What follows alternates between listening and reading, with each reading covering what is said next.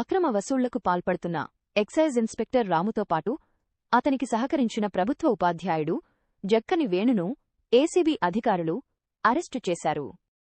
వేములవాడ ఎస్హెచ్ఓగా ఉన్న సమయంలో ఓ బెల్లం వ్యాపారి నుంచి రాము పెద్ద మొత్తంలో లంచం డిమాండ్ చేశారు. ఆ నగదును వేణు బ్యాంకు ఖాతాల ద్వారా తన కుటుంబ సభ్యులకు మళ్లించినట్లు విచారణలో తేలింది. రాము నివాసంలో సోదాలు చేసిన అధికారులు రూ. 20 లక్షల నగదును స్వాధీనం చేసుకున్నారు. నిందితులిద్దర్నీ అదుపులోకి తీసుకుని కోర్టులో హాజరుపరిచారు.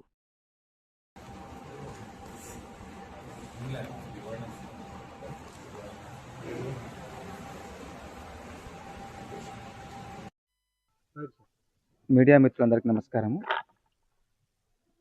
నిన్న 17వ తారీఖు నాడు Gundeti Ramu excise inspector Karimnagar rural SHO ఇతను వెమ్లవాడలో పనిచేస్తున్నప్పుడు 2019 నుండి 2024 ఫిబ్రవరి వరకు పనిచేస్తున్న సమయంలో అక్కడ వ్యాపారం చేసుకునే వాళ్ళ దగ్గర నుండి మామూలు వసూలు చేసుకోవడానికి ఆయన దోస్త్ అయిన ఫ్రెండ్షిప్ అయిన జక్కని వేణు స్కూల్ టీచర్ ఇతని యొక్క account number mobile UPI transaction కోసం అతని యొక్క మొబైల్ నెంబర్ ఇచ్చి కొందరు చిన్న చిన్న వ్యాపారాలు చేసుకోవడం దగ్గర నుండి నెల మామూలు లంచాలు తీసుకోవడం మొదలుపెట్టిండు.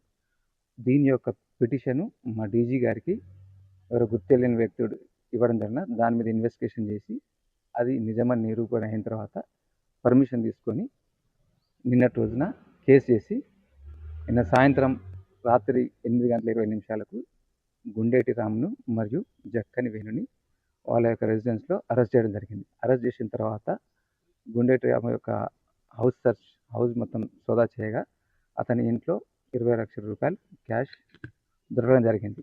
ఆ యొక్క క్యాష్ ఎక్కడదని చెప్పేసి అడగగా అతను ఎటువంటి సమాచారం ఇవ్వలేకపోయినాడు. ఆ క్యాష్ సీజ్ చేసి అతన్ని అదుపులో తీసుకొని ఈరోజు రిమాండ్ చేస్తున్నాం. ఇంకేమన్నా గోల్డ్ ఎవరైనా స్నేహితులు అది ఇంకా ఏమన్నా ఎంక్వైరీ ఉందా సార్? ఇంకా ఫర్దర్ ఇన్వెస్టిగేషన్ అట్లాంటిది ఏమైనా అంటే ఫర్దర్ ముందు వస్తుంది.